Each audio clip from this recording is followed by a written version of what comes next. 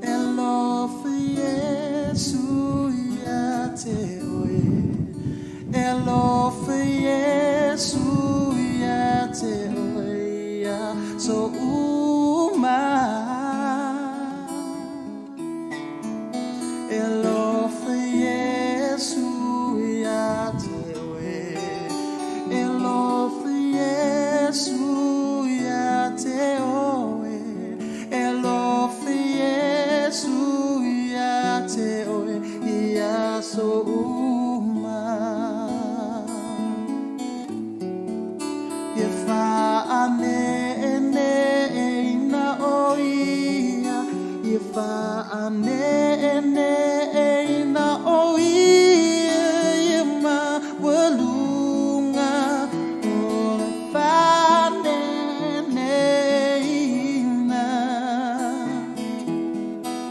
Ia via oia tangata uma. Fa apema ona tangata pa ia ole tupu ia fa neina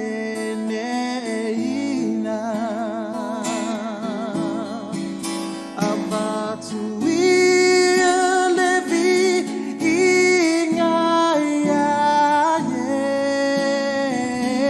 Yesu matau atu lunalofa matau atu lunalofa abatu ia levi inga ya Yesu matau atu lunalofa sili sili.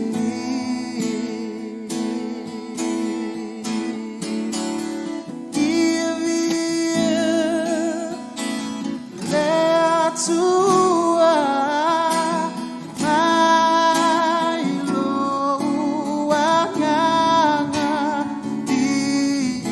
ia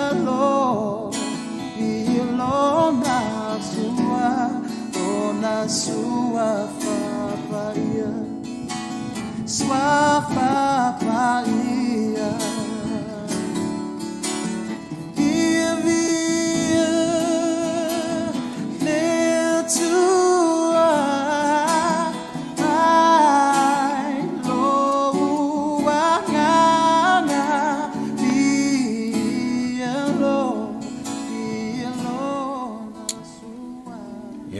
Vi le suafa pa io Jehova, le tuo Abramo, le tuo Isaako, ma le tuo Jakopo, ia wha manuina lona suafa e wha avavau, le pa io Israelu, Yesu Keriso le Nasareto, i o le tātou tuo, o le tātou li im le tātou whaola, o ia le o tātou mautofi ai le malo o le tātou tua. Le tamā, ia wha talo whatu ia te o tau, le pa ia ma le mamanu si tātou watano. Fia lava se tafa le laulangu e mafuta mo iei au ona le tua. Ia, ma le pa ia le au whai ngā ruenga. Le ngata i leo tina mata mā tutua. Ia, ma le lo si tātou watanu. I so se tafa lava o e mafuta mo iei le nei fuk kelope whaantalo whatu ia te outou i le suwafa manu malo o Yesu Keriso. Ma lore sui fua. Wa mai outou maratou fo launga e le nei fo i yaso. Ia, whaantalo whatu fo i paanga a le tātou ngā ruenga. Paanga le Kevin Life Ministry. O la outou lango i umwhai fo i ona moa le hawa noa e tu ina atu wai le nei pulo kalame ia ma fiso soani foi i le tau mawhainga ia wale tu ina atu le upo le atua ia so se tawhalava ma so se vahenga o lo whaapeo na mafuta mai ai o tala noa i pia tātou paanga mo mori le whaaftaima le whaamalo e le sunga foi a Ioane fui ava o ia leo stasio paanga le tātou ngā luenga ia sa ia ngā lue fausia le tātou website ia leo whaapeo ona ready le tātou website ia peo neva ai foi lunga www.kevinlifeministry.org o ina lela whaapeo ona ia inisi o vaenga le fatua a mata o nei le ua upload le tātou website ia mawhailoa i foi ia o le telefo o tātou o onga ia e maua lava lunga social media a tonu i eisa taimi ia mawhaiona e mata i lunga le Facebook, YouTube ma tātou website i lunga o tātou o onga ma vaenga o masau fo se taimi fai fo la i o na tustusinga ia mani vaenga o articles maniso tūlanga e tustusi fo i le waini so tangata i fia fai tau fai tau tustusinga foi lele ia mawa ai maur tuspa ia pe fai ngofia ti la tona study pe fai tau foi lele ia fa maula le mau le se senga le na le fa longo ia mali mar tustusi foi fai tau ia mawa ai foi ia initial studies ia manisi foi tulanga some of my own personal studies o le afa peo na sauni tu in fo ilunga le tātou website ia wa lava o ai lava e free o le a lava le tūlanga e te fia sau e te study ilunga le tātou le tau mawhai uma lava ia mea ina ia available mo i tātou ia o i fo iniso i lātou le mo le whaaftai ma le whaamalo ia le uso ia Ioane fui ava mo le fausia ino le tātou website whai o fia fausia sau website whai le te mai mua mai ai o loo e mana o mia le fausia o sau website lea lava pisinisi company o le tau ainga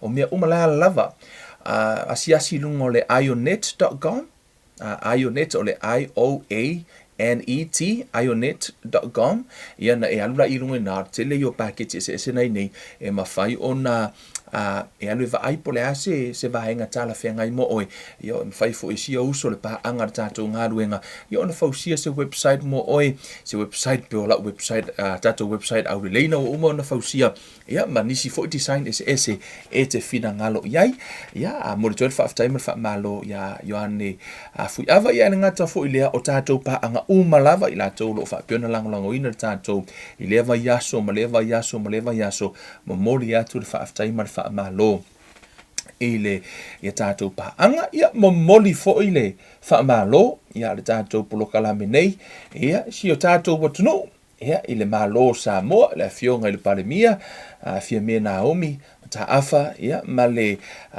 ia mal malu ole pale mene la fo ua fa peona tofia I think ole so le sa fa peona tofia fo ia ma fai fo to finga i to tonu minister ila to ofisa ma vahenga ia wa fo ia le amata ino nga luenga congratulations fa manuel he tua ile no fo inga ia marpa inga fo tula imai ia fa peona ta imua le tua i fe au nga luenga au ne e o to manatu ia o to pe o se mea no to faia ai o to iloa o le atua o ia na te to fia tupu na te avi e sea fo i tupu e pule ao le atua o lona fina ngalo e le suia e sesi e pule lava le atua i lana to finga le fo o tātou iai le fo i tūlanga o iai tātou i o tātou talia le tūlanga o iai le to finga le atua au ni o tātou te te ia i le fina ngalo le atua ia ai o te iloa ai longa e toi mana ia le nei mea o le whaapea fast e pe mana ia lor whaapea Samoa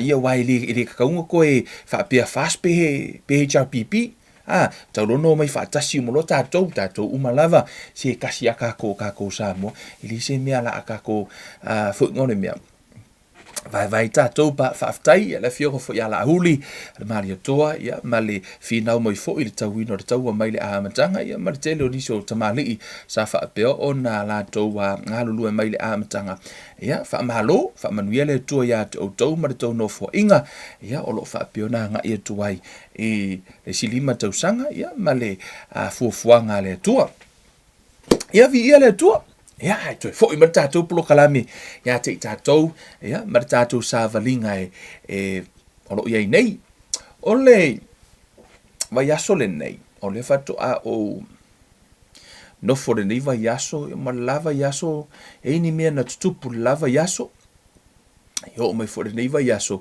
ia e o ina uma tatou i le tua i mea uma e se saunoanga la fionga le li pale mia ia tu le e pa fapia fa sa olu o mea manu o vivela sa o le na tala o le temi o lai vivela isi le foi le o mea o le temi tonu lava le na te tau longa sa salu o mea nga sa salu fa sa o mangu lai vivela lai fa ngo fianga ai au ke ku se ima alili o ngai fiu e koe fai elea e le work.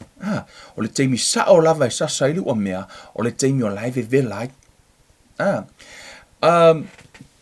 Ma fuona u whaia le tala lea, ona, o whauru tala ina le vaenga o la utala noa le nei afi. Patino ale nei mata upo. I le vaenga leo afianga o perofetanga pepelo i lungo o tangata Samoa. O afianga o perofetanga pepelo, ia po o perofeta pepelo. Ia male afia ai o le ekalesia, ai meise le fefeu ai o le, o te whaongaina le upuna, le fefeu ai o le a, o le tali tonuina e tangata po le lato le to e tali tonuina o le atua. Ono tangata lato te whaongale ingo le atua. E whai ea lato perofetanga. E pepelo. O le atua. O le vaenga lea. Ia, pio no whai atu hau. I don't move by emotion. O te le fu ino launga ina le upu ono o se emotion po nisi vaenga, no? O leo te tala noa sa o lava ui ei se mea o leo o ana nei sa mamafa i lo loto le mata upu lea. Ma e au ona o te le mana o i tuu le ti apolo. Ona o le mea le fai le ti apolo. O le pepelo. O ngā alula ia lafi. A la lava e kariko ngika ngaka ai a le tupu. Fue mai la i o le atua. Fue mai i o le fina ngalo ngā o le atua. Aia, a o fea ia perfekanga pepelo ia sa fai. Fea le mea na fai mai na fai atu le atua e te oi fai atu le atua e te oi fai atu le atua. Le tupu loa. Le alau pe o salu i lalo le fala. Pe fu lele o lau salu. Alau o la lafi fo i lele. I think, o se mea o mamafa i lau loto. A fo i le mea lea. O le tau pepelo ina o te alofa tangata. Ai siri lalo o alofa i le atua. Le atua lo te au ono. Te ilo afa mai se si a te au o te pepelo. Vai aso le na te nei. E isa tasi o pa anga tato ngā ruenga. Fo ilele e masani me lungo Facebook. Na ila se tasi, you know, like she send me a message na fesili mai e te au peu te iloa le ingoa o peu te masani le istangata. Ia o whai ka o mai le ingoa ka ngaka o whai hako le ai uke le masangi le ingoa. Ia ono telo tangata. E whai ala to ingoa fo le Facebook. Ia e pe fesuisu ia i le whai ingoa. O aulo ke le iloa le ingoa laka ngaka fesili mai tangata le te Fatuele ai, e ki o message mai foi mai, o le fai mai e na te iloa oi, o whaku a konga o wa aila i ei fōlinga, ai o te masani ei. Tangolo tangata sen meleaka, seninga meleaka, ia o toi ngā tangata fo i e look familiar ia te oi, ai te le o mana tua po o whele mena e wa ai, you know, I think, na fu te malama, e look familiar, ai te le o Ia no whai atua le tangata le na message mai whaku. E look familiar tangata. Ai o le ngalo ia te au le a. So le, ai le lea mali message ka ngaka lalofo mai. Se awe ke pepelo. Malanga, you know, laughing emoji o light jokes fo le lea. Whaalongo kunga. Se wo whaangoa ngoa. Ela no whaangoa ngoa. Ona a whai mai tangata ia te o le pepelo. It's the same thing o whai mai o le atali o ti apolo. Paulo le me ese lo u le fie o tangata na whameu ke pepelo. Ona, o so tangata pepelo o lona ta mariti a Apollo. Le ai ele o so ka mariti a Apollo. So I take it serious la to inga tala fa pena, mai ele maria e te o atone maria te ele maria e te. So now, all the so la lentene, o fango ngoa, and then I get Italy fu le tango vatu le sad emoji, vo le lunga, ya fa malia mai, my wife was, you know, reply on my behalf. For lele, yeah, you know, it's okay, but for me it's not okay. I don't like it, you know, to be honest, I don't like it. O leala, you know, o no la. Ai ona le la. O yana po, ana po. Na i tangata sa whaapeona, ino umo na vatu le perfetanga, sa a vatu i le teimina au mai e fo i le atu, se perfetanga, o tango tu watu. Ina ua utu ina atu. Ia, ngā ko ilo umana mea ngā kupu. Ia, sa kaulo ka ika lau langi ngei. Ia, ole avenga o loka ingoa, ave se whaape ngei, fo me o hau ke pepelo, fo me whaapea. Ia, o te le itali whaatasi, not even one person. No utali ai. ai o to tele foi la, o mai foi la i o le mau perofeta na taimi. Ma whaailoa i fo whaapea, whai mai lea tu o le mere la tupu, o le mere la tupu.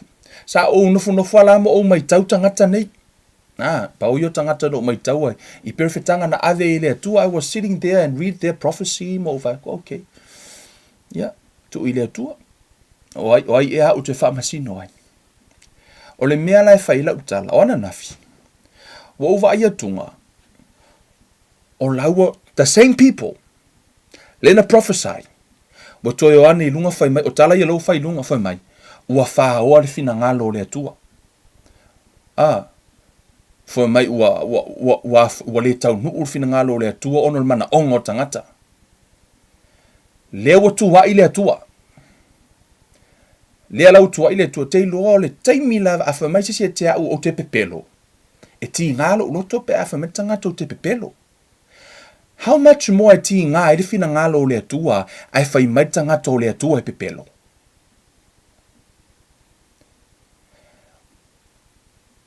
A whai o au se atali o le atua, ta tau fo ilana o ti ngā pe a whai mai tangata e pepelo o le atua. O le mea lea, makua i pisia te leile e kalesia. O le o mai a whai mai le atua e whaapea. Whai mai le atua e whaapea. Le tau nuu lo whai mai, ia o ngā lea pepelo lo masisio. O le atua, mai o te le salua le mea lea le whailti a polo i lau le whala. No, I have to address it tonight. Le mea lea lea a fianga o tangata, ona o perofetanga pepelo ai le tau nuu. Ona o perofetanga pepelo ai le tau nuu. Le la tatou wo iai, po le ase va ai le atua, a o ai fo i le atua. Fa pei i le atua. Ona o le taimile nei, o la lavo watalia e nistangata mai ia, sao. E la ngiskangaka fa mai ia Kevin, malia ia oe onga e le kongu umakangaka, e sao. Pa o te le mana o e au mai le mea le na, e salu i lau le fala le pepelo le ti Apollo, but I really want to let you know who God is, o ai le atua. E pepelo le atua. I don't want to stand for a pe o au sao. No. I am stand for the word of God. O leu te tu, o te fia whailoa ya Samoa le fia file nei. E le pepelo lo atua. Ma e le pepelo le atua.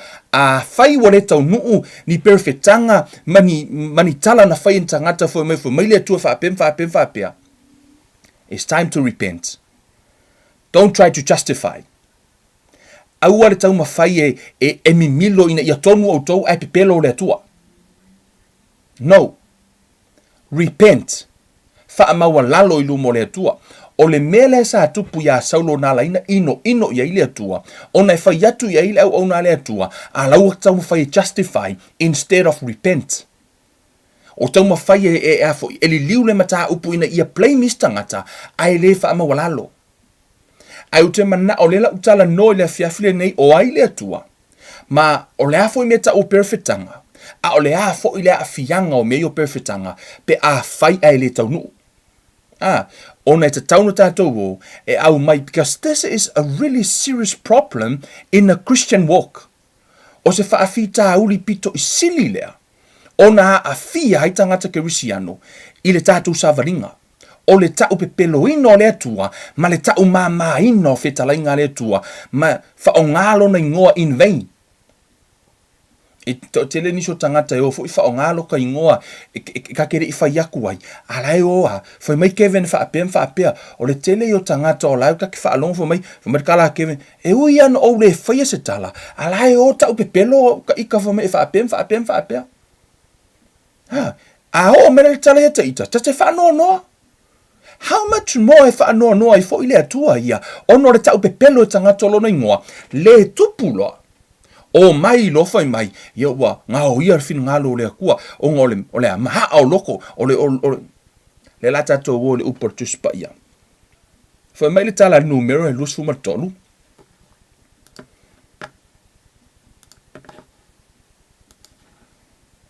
Numero ram ta upa luas fumatolu. Fai upas fumariva. Te mana o te whailoa ia te oe, o ai le atua fo mai, o le atua, e le se tangata le atua, e tala pepelo ai o ia, po o se atali o se tangata e sala mo ai o ia, ua fetalai mai ai o ia. Le le wingo le tala le foi mai, po o se atali o le tangata e sala mo ai o ia. E le fa apea na fetalai le atua, ai ke ua alu fekalai ngā le akua foi mai, si i koe sui, a ve ia la le malo e lau vaenga la. E le sala mo le atua mai sana fetalai ngana fai. E le sala mo le atua pe a fetalai. Foi mai le upertus pa ia, e le se tangata le atua e tala pepelo ai o ia, po o se atali o se tangata e sala mo ai o ia, ua fetalai mai ai o ia na te le faia ea. Ua fetalai mai foi o ia na te le whaatau nuuina ea. O le atua, e le pepelo, e le sala mo le atua ina ua ia faia se upu ai ke ufa mai, sorry la, si koe sui la upu. Aua ia rari whakaungu, le ia le olo ufinga ngalo ngā, he never lied. E le pepelo le atua. Foi mai la ia, foi mai, ua fetalai mai o ia na te le faia ea. A faina fetalai le atua na te faia. Foi mai la ia, ua fetalai mai foi o ia na te le whaatau nuuina ea. A faina fetalai atu le atua ia te oe. Ta tauna whaatau nuu, a fai ua le whaatau nuuina e le atua. E le mana o mia la e le atua se mea ta o se tamu fai e justify. Na te mana o mia le mea ta o le repent. O le ti apolo, na pepelo mea ia i le amatanga, e o mea le teimi nei, na pepelo ale ti apolo. O le atua, e le pepelo, a fai e le i taunu use perfetanga, lona winga, e le mai le atua, e mai le tamao le pepelo. O le tamao le pepelo, tatu atu tu se Ioani. Ioani o lona mata upu e vadu. Foi upu e fafa.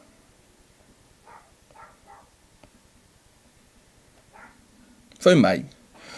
O outou nei lo outou tamale ti apolo le tala noi Jesu au farsaio. Tau te fia faia foi mea tu ina nau iai lo outou tama o le fasi o ti tangata ia talu le amatanga. E le i tu mau lava ia i le upumoni awa e le o i to tonu lava ia te ia le upumoni a tautala ia e le tala pepelo o lana lava lea e tautala ai awa o le pepelo ia ma le tama o le pepelo.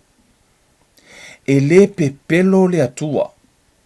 No, he never lied. E le pepelo le atua. O le ti apolo. E le aima se upumoni o ia te ia. O le atua ia. E le pepelo. I te tonu o le tusi a Amosa.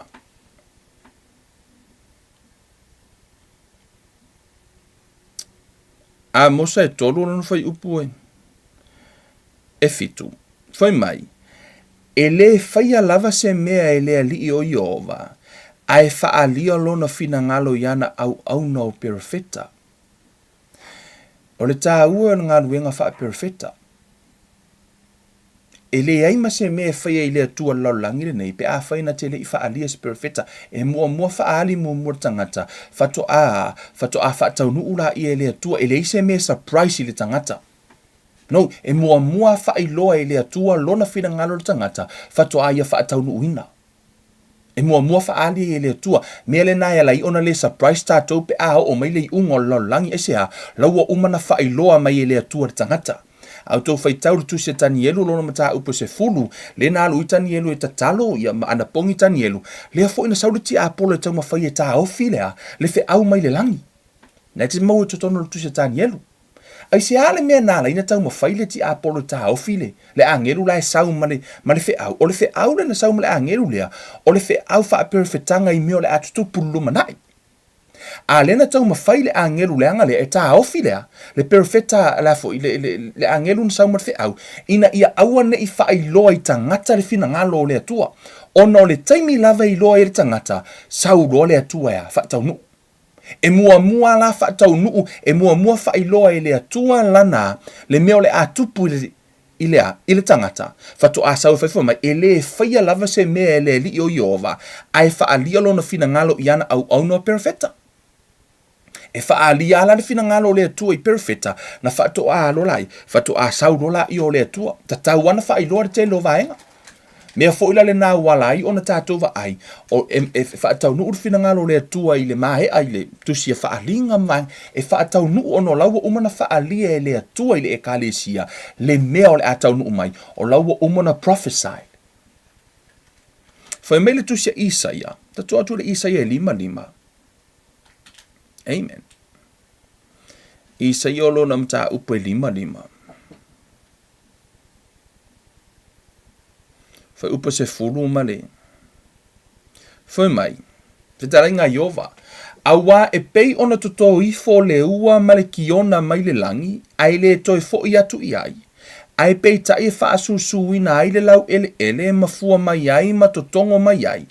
E tupu mai ai saito i le lulu saito ma mea e ai i le ua ai.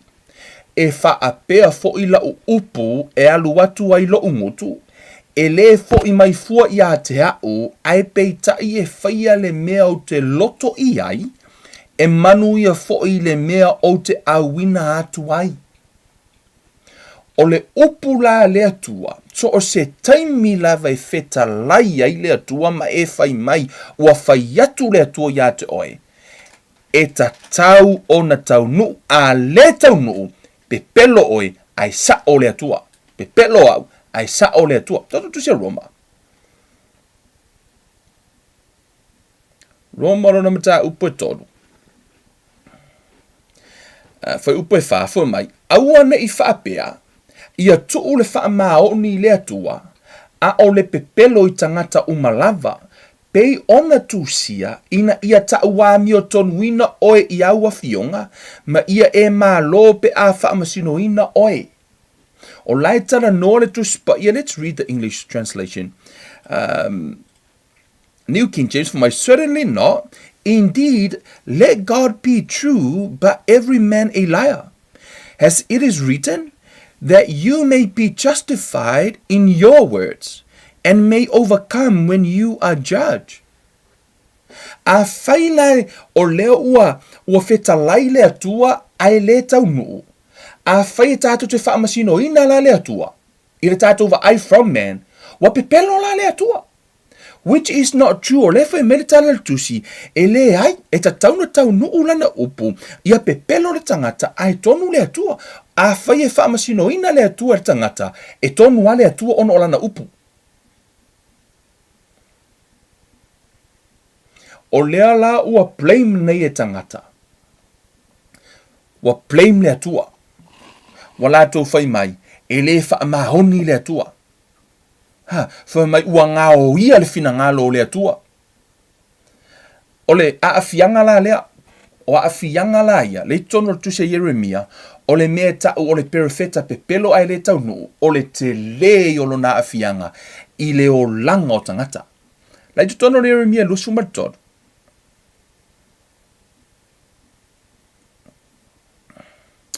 Jeremia lo na mata upu e lua tolu. Whai upu e lua lima anga le tolu lua. Tatu whai tau e, whai mai. Ua au whaalongo i mea ua whai atu ai perofeta, o e ua vavalo ma le pepelo i lo ingoa, ua whaape atu, ua whai la umiti, ua whai la umiti. E aile nei mea se i a whea i loto perofeta, o e vavalo mai ma le pepelo o perofeta lava i lātou o le pepelo ua i o lātou loto. O loo manatu i lātou ia whaangaloina e loo nuu o loo ingoa i a lātou miti o a lātou tala atu ai o le tasi. E pei o na whaangalo e o lātou tamā o loo ingoa ono o pā ala.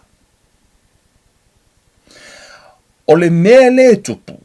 pe a fai e perofeta tangata ai le taunu. O le a ngalo ai e tangata le suafa o le atua.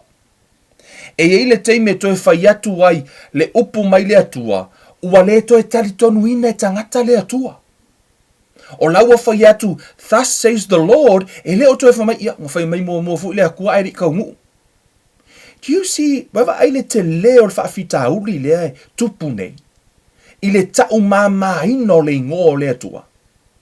Le perofeta ai le tau nuu, whai mai la ia, o te whaupunga whapengi, o le a whaafeu o italingo tangata i le tala le lei, wa koe la unga kule upo le atua, whai mai, la unga mua mai, fo i le worka ngā mea. Ele worka le upo le atua. Wa tau mama ina e tangata le upo le atua, ono le whanau ti Apollo, o loo perofeta pepelo. O loo pepelo e whaonga le suafa o le atua, le tau nuu lo whai mai, wa ngā o ia le whina ngalo o le atua, wa le tau nuu le melea o ngol maha o loko ngaka, a whaina wheta lai le atua, e ta tau na tau nuu. O loo atua, e le pepelo loo atua. Ne atua tuspa ia, e le pepelo. E le pepelo whai mai la ia, o loo manatu i la tau ia whaangalo ina e loo nuu o loo ingoa, ia la tau miti wa la tau talatala atu ai o le tasi, e peo na whaangalo ngalo o la tau tama, o loo ingoa ono o pā ala. Si? Wha mai la ia, o le perofeta wana whaile miti, ia talatala atu lana miti, a whainga whaisau miki, wha makala o lau miki, ai au eke whai mainga whai ako ile atua. Yes, whai mai le tala, o le perofeta wana whaile miti, ia talatala atu o lana miti. Whai mai la ia, ma le ua ia te ia lau upu, e ila le tangata na avele upu, e le o se miti na mea lea. Whai mai a, ma le ua ia te ia lau upu, ia talatala atu e ia lau upu ma le wha maoni. E talatala lana upu ma le wha maoni. Wha mai la ia, e tusa ea le au o saito i le fu o le saito, o loo feta lai mai ai ova, e le pei o le afi ea la upu, o loo feta lai mai ai ova, e le pei o le sa mala foi, e tu i momomo ia, ai le papa, o le mea lea wha auta, e whai ai mo ufili o perofeta, o whengao iai, iau upu, o loo feta lai mai ai Jehova. O loo feta lai mai Jehova, whaauta, e whai mo ufili o perofeta, o e tau tala i o lātou lau whaiva, ua whaape atu, ua feta lai mai o ia. E whaasala e le atua, pe ino le atua, i le perofeta ua whai mai, ua feta lai mai le atua. Ua lātou whaongahina le suafo Jehova. E whai ei perofetanga leanga i le pepelo lātou loto. Ua lātou tau pepelo ina le atua. O le pepelo, o le ti Apollo, o le atua, e le pepelo. E le pepelo le atua. A pepelo, foi mai le tala a Roma, a pepelo, o le tangata la. A sao, o le atua. A pepelo, o le tangata. O le tele yo tangata. Fai mai le atua ea. Fai mai le atua whapea. Fai mai le atua. O te ofo i le matatau. O te whaia fo ile nei fe au mo loo matau le nei a fiafi. Ona, ila sila whanga Jehova. This is really serious. E leile tātou tau pepelo ina o le atua. Mai leile whai mai, na whai mai ai le atua, ai a le tau nuu, o na whai mai la ia wā. Whaapea. E toe whetalai le atua, ua le toe ango tangata i le atua. Asea, wha mai langa pepelo mua le atua. E lei pepelo le atua, nga pepelo le vahenga inga profesai. O le atua. E whaama, over ai, this is really sad to me. Over ai atunga, to a tele o tangata o lau o koe a kui ai. Tangata lotu. La lava e aku ele nei pepelo. Mata mahina ya le upu le atua. Ma ua le ango ya tangata i le atua. Ato e fetalai le atua i lana upu. Pe vatu le upu tuspa i whama i kire koe karikogu ngā upu sia. Langa sa pepelo le atua e te au. E le i pepelo le atua e te oinga pepelo le vaenga la. Sa pepelo tangata o le atua ai e le pepelo. Ai o leo wa salu salu i lalo re kei miringei. Wa salu salu lalo le fala. Wa leo koe pisa ia. A o le amakanga. Whai mai le atua whapea. Sa ngo iai ni mamalu o le atua ni tae au. Wha ali e le atua whapea. Whai mai le atua. Le ima se me o kaungu. Whai mai lo la ia. Wanga o ia whingalo le akua. Soli. O lona winga u whai inga le atua. O le atua e le pepelo. Mai le whai inga fo i le atua. No. A ua pepelo. E le mana o mia la le justify. A ua la le mimi lo le mea. Te ilo le mea tāua. Repent. Whamai e te ele atua i le wha maulunga. O le wha maulunga. Ki nganga i loa o laua e se ilo mo le atua. A e ke kauma whai e li liu. No. Kupu fo i aka ika. Hele ke mingo o whai e me se ilo mo le atua. Ngo uloa lo fo waka se. O ka wha maulalo o sea. Sometime we missed it. Ai awangi o tātou lere kou wha pea. La alua ia, mata o mahina i lava le fio ngā le atua. Na lai fo mata le tuspa ia. Wa le ano, wa le o koe mamalu le suafo le atua ia Israelu. Ono o perofeta le atua, sa perofeta, sa whapeona perofeta ne ai le taunu. Koe whaiaku roa kala ua whekalai le akua, wa le o koe ango isi si le upo le atua isi ha, o ngā waka o mahinga. Whamai langa pelo le atua. E le i pe pelo le atua. Mai le pepelo lava le atua. E o mai le whaavavau. E le ngata e le pepelo e o mai le whaavavau. Mai le whaia ina fo i le atua e o mai le whaavavau. E le salamo fo i le atua pe a whetalai. Alo alfa mai o i la koe sui la upu. Le aila. No. He never do that. He never do that. God is the same yesterday, today, and forever. He never change. He never change. And he never lied. Ele i pepelo alo o tua. Lo tua, ele i pepelo. A fai ke o se ka ua. Le ali mea, just ngalo step on the side. Sorry Lord, I missed it. Le tua. Sorry wa o se. Sorry wa o se. Sa u avea la posti lunga, I just write something ono no ulangono lo fa no, and then I write something, and then no uvai. O te musu e come across as a judgmental. But I want to come across, I want to let God be true, let man be a liar. Te mana o fa iloa ya Samoa, matangata ke rusiano o le upu leo te launga ina atu o le fionga pa ia le atua. The word, the Bible, never lies. Mai le pepelo fo ile atua. Au a whai atu le atua i ate o se mea, se perfetanga ma se mena matu ile atua. E tau no. Lona lua, whai tete ale whao ngāle mea lea, whai mai le atua. Whai mai le atua. Whai mai le atua. Whai mai le atua. E, aua le a foi. Aua le whao ngā ina lona ingoa in vain. O le atua ia le lei. His good and his mercy endure forever. God is love. I'm telling you, I address this problem now. If I fit out le temi nei ina ia yaise for manulea. Mangule ve velari o mea. Fa saolo. Yeah, it's part of my job. Fa saolo o mea pe vela. Nana tu o ya o le tu. I'm o tala no lo ia. Le tu e lofa. So o sei si ai fa mo lalo. Ke lor ta moment pe o tavita. Ina uanga sala saulo. Foi mai e fai ako ile atu ai kango blame kangaka. Kango blame le kwai ako ai. Samuel. Ai ina uanga sala tavita. Foi mai le tala tavita. Wo uanga sala yo luma. Le tua. Ia ilunga ya ta umolo ainga la fa masinonga.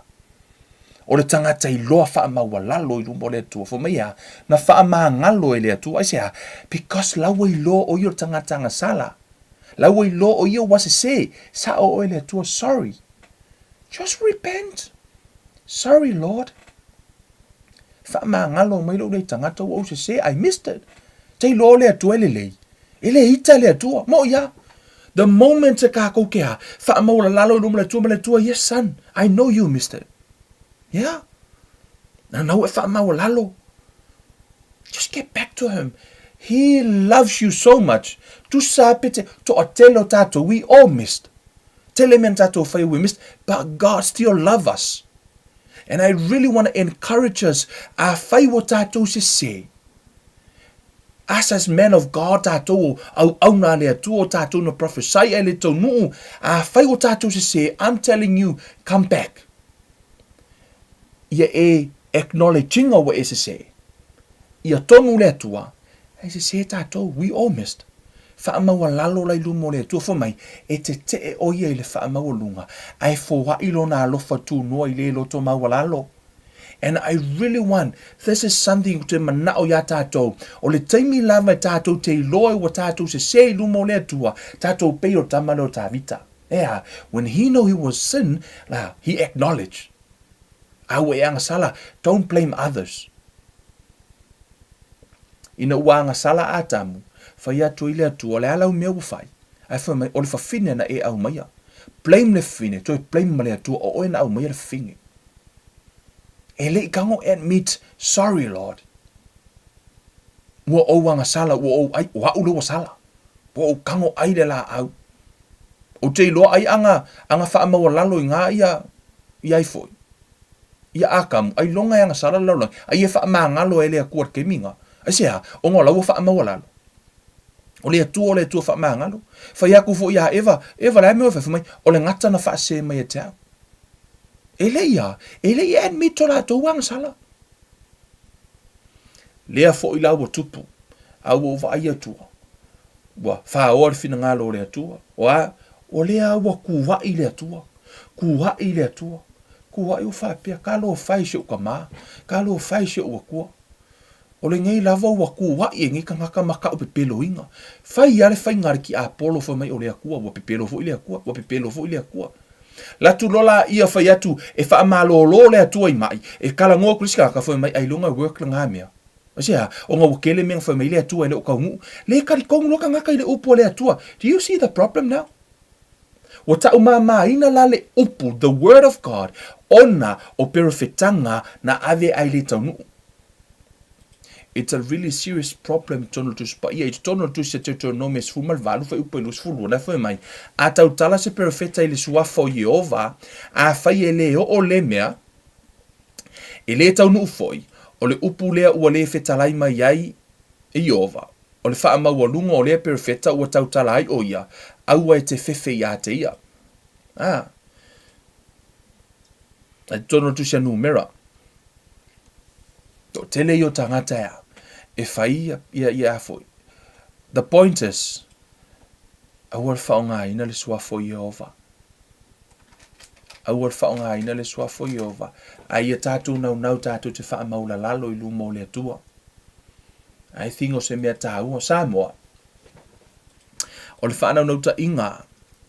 O le upo le atua e le pepelo. Ina ua tala noa, tele taimia. E tā ua le mea le o lou ave, ma lou hava i le atua, ma lou revening o le atua. So important.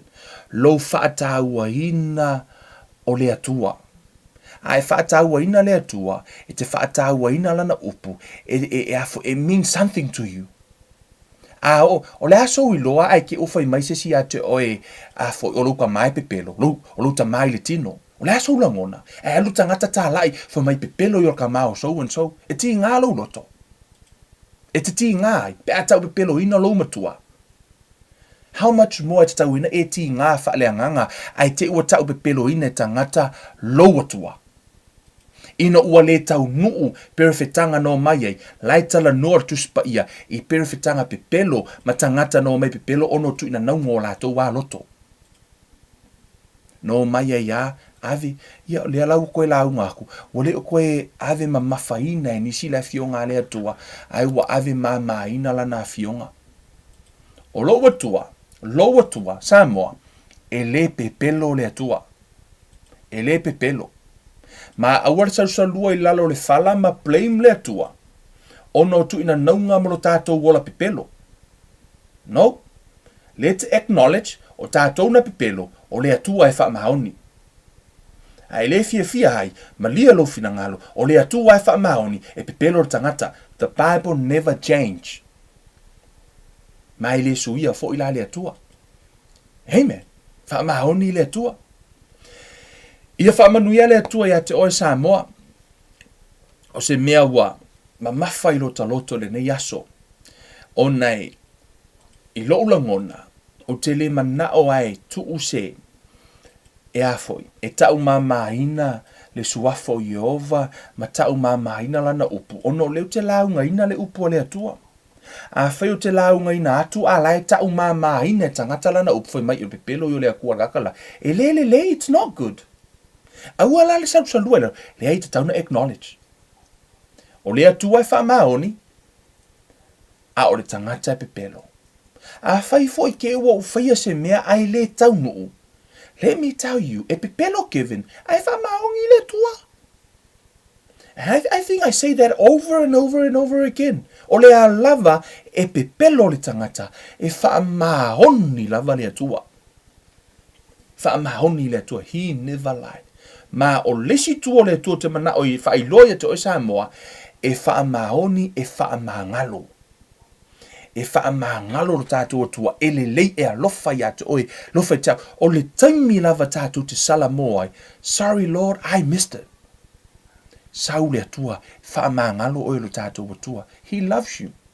Ke leo kai mingo ka whai ai mea, se uma. O ka wha maua lalo, mo owi loa o lo atua e wha mahangalo. Ka ke wha whikai I le atua, o lea lava e wha o ngā inga loka ngaka ngai kaimi. A o ka ika, anga o kango e piking ka ngaka e wha o ngā inga, ai o a uar ka ngaka muri o ka kango ku ule lisi e wha o ngā inga e le atua. To be honest. Ai loa le leia e le atua, o loka loko, o e ka kei loa, o ka say sorry loa. Ka ke wha mau lalo I le li ekea, o ne e te le atua le wha mau lunga, ai fo ai lona alofa I le loto mau lalo, taimi a te humble ai, the Lord's like, okay, now you humble. O ne te lo, o oe na o se, ele o hau se, o oe se. Tato uma, tato maua lea nganga ma lea loto, tato wha mau lalo I lo mo le atua. Ia wha manuia le atua ia te oe Samoa, ia tu maurevi inga I le atua, ma tātou wha iloa I le atua o ia e sao. Tātou e se. Aua nei o tātou whai mai ua le tau nuu lona whina ngalo ma whai. Le ai e tau nuu ala na upu. Ia wha manuia le atua ia te o tau le atua na mātou ta maa wha awhetai. Ma mawha lea whi au le nei aso I le loto. Mai ao na wha iloa ta maa. Iau tangata ono o oio le atua wha maoni. E te le pepelo. A iai se pepelo o le tangata. Ai wha maoni lava la wafio. Le tua wha maua lalo I o luma. Iai ni au se, lea se upuna o whaia le tusa malo fina ngalo. Tama, wha maa ngalo mai ta maa lau au auna. Ai o te, a vi ia le suafo o Jehova. E tusa ai ta maa. I loa lofa ia Samoa, I loa lofa I o tangata, wa umana au maia lau upu o oe o lea tua e le o se tangata e te tala pelo, e tu mau lau a fionga e whaavavau. Mai le suia, tama, wha maua lalo le loto I lau upu, ma mātou whaapea I fo tama, a whaiwa iaise se o Samoa I o luma, o tangata, o uso, au auna, o tua whawhine, tama, o I lātou o e no lātou taufua ina lau sua, tama, o te tū I le vāo I lātou malau fio, ma o wala au atu, wha maa ngalo o mātou tangata, e o fo I lo tangata. O ani upu no mātou a vea le tusa malo fina ngalo tama, o mātou se uma I o luma. Wha maa ngalo mai I mātou, o mātou taitai. Wha maa ngalo o mātou taitai tama, wha maa ngalo ia au auna, ala au o fio, o mātua o whanau. iai le whaamangalonga la ua fio le toto o Yesu Keriso, o oio le atua alofa, o oio le atua te whaamangalo ma whaangalo, to ia tina eso mātou tai au fou, au wata male mātou sāvalinga ma la ua fio, ai o te whaamawalalo i o luma renei a fiafi, mō mātou tangata, ai meise i mātou uma, i o mātou maua le manui o la ua fio, le ngata le nei lalolangi, a ole ola e whaavavau e saunia mo i mātou. Whaafo i vi inga ia te oilo mātou atua. Nei masa i o i le whaavavau lava. Amene, ma amene, ma amene. Aleluia. Whaamanuiele atua ia te o tau Samoa. Ia a tonu e nisi ua. La tau wa mai mo mai fo i nei a fiafi. Ia, ma la tau whaapea sot. Mafa, marika koma ka upu nei a fiafi. Ia, e ile teimi e whaapenare tātou wholaunga, e ile teimi o e whaikau i kusia Paulo. E i kusia Paulo e wako e, la e watu e whaamalosi. E fo le teimi e watu e tusia Paulo, whaasao le me se, whaasao le a, e le o le atua le nā, e whaapea. E whaapenare tātou soi fuanga, e ile teimi a, whaamalosi ai, e fo le teimi au mai le upo le atua e whaasao ai tātou. Ina ia tu maule vi inga i le atua, ai tu maule whaatau vaa i tangata. Aua ne ia ve se isi le vi inga o le atua, tu maule vi inga i le atua, ia maua i tātou tangata mamaha, i lumo lana sila whanga. Pa ia whaamanuia le atua, ia sio ua tunu, ia le ainga pele ia Keriso, o te alofa tele mo oe, kevenu luiva le nei, tātou toi feilo ai, mo teimi nei, ia whaasoi fua ia.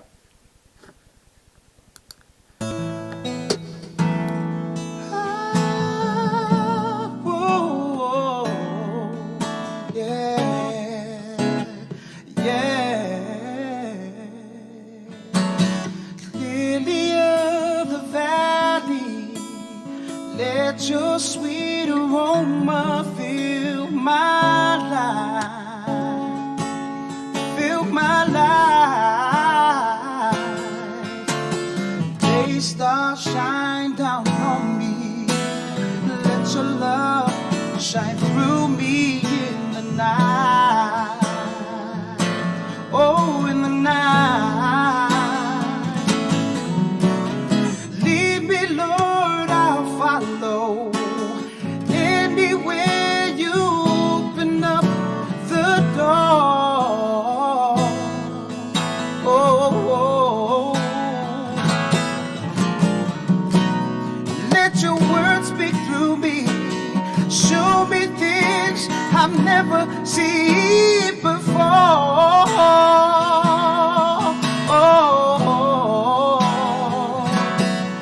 And Lord, I'd like to be your witness. You can take what's wrong and make it right. Make it right. Yeah. They start shine out on me. Let your love shine through me in the night. In the night. Take me back, dear Lord, to the place where I first received you.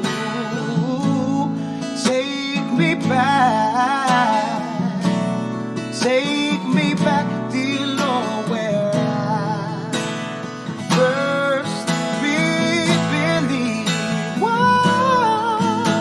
Whoa, take me back. Oh, take me back, dear Lord, to the place where I first received you. Yeah, take me back, dear Lord, where I first believed. Jesus is the answer to all the world today. Above him there's no other. Jesus is the way. Jesus is the answer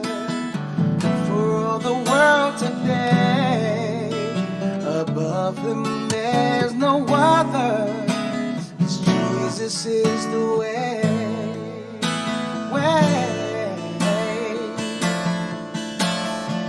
Soon and very soon we are going to see the King.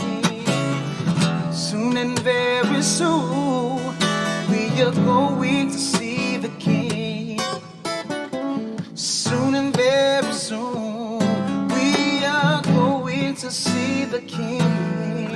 Hallelujah, hallelujah, we are going to see the King.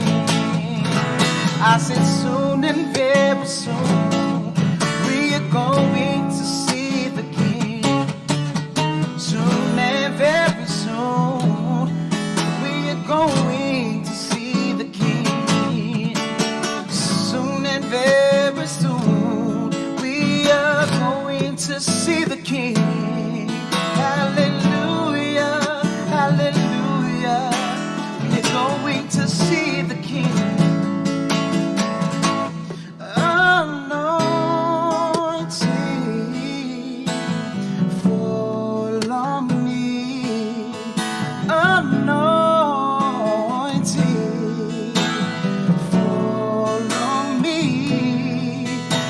The power